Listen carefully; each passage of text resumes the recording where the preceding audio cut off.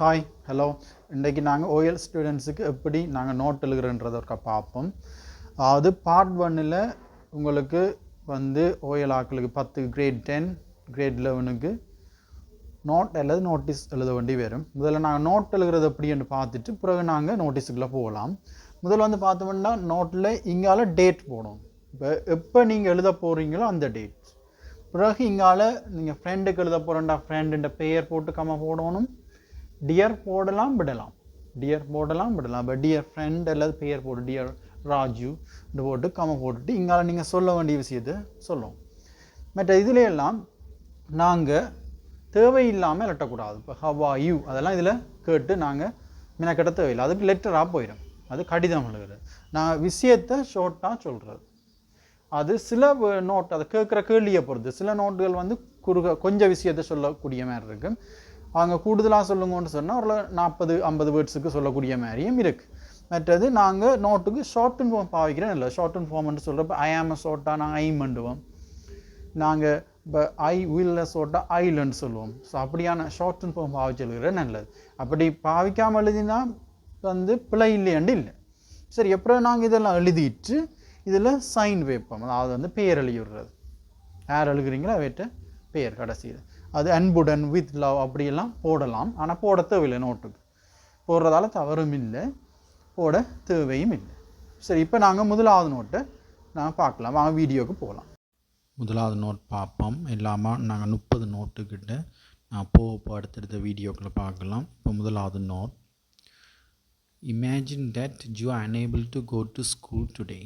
கற்பனை பண்ணுங்கள், உங்களால் பாடசாலைக்கிட்டே போக முடியாதென்று. Write a note to a class teacher with suitable reason. அதாவது சூட்டபிள் ரீசன்னா பொருத்தமான காரணத்தோடு உங்களோட கிளாஸ் டீச்சருக்கு என்ன செய்யட்டா நோட் எழுதண்டாம். நான் டேட் போட்டிருக்கிறேன்.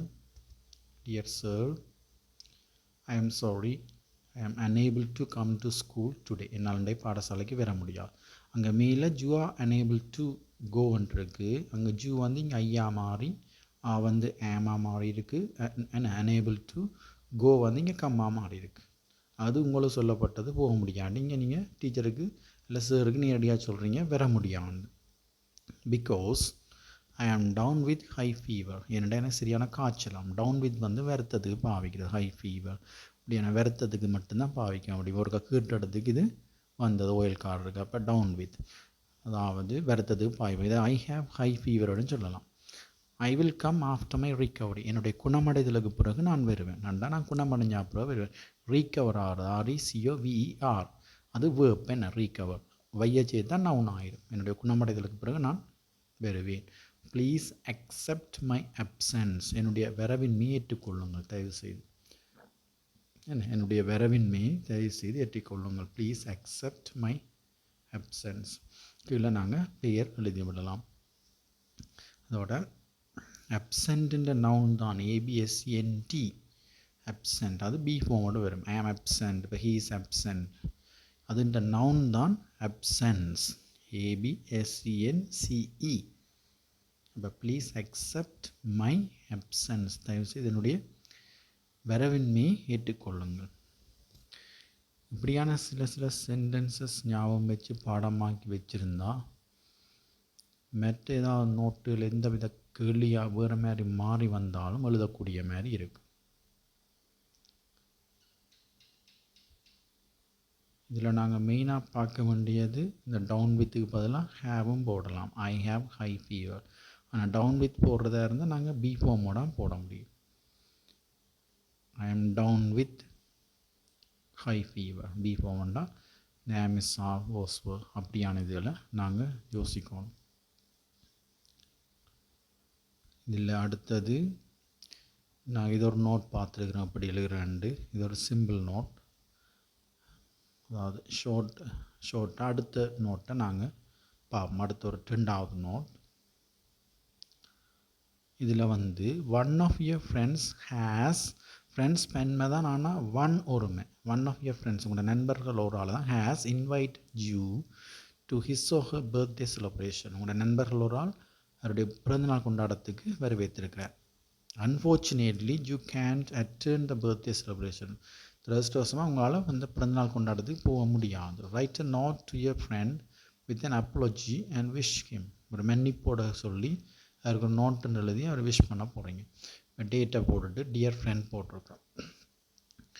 Thank you for your invitation. உங்களோட இன்விடேஷனுக்காக நன்றி இந்த சொல்லணும். பட் ஐ எம் சாரி, ஆனால் மன்னிக்கோ, I am unable to attend your birthday celebration. என்னால் உங்களோட பிறந்த நாளுக்கு வர முடியாது.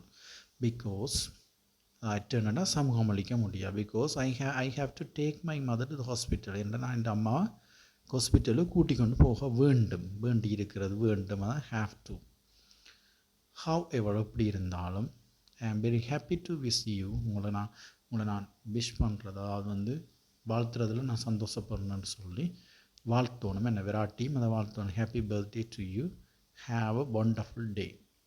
அப்படி தான் நாங்கள் முடிக்கணும்.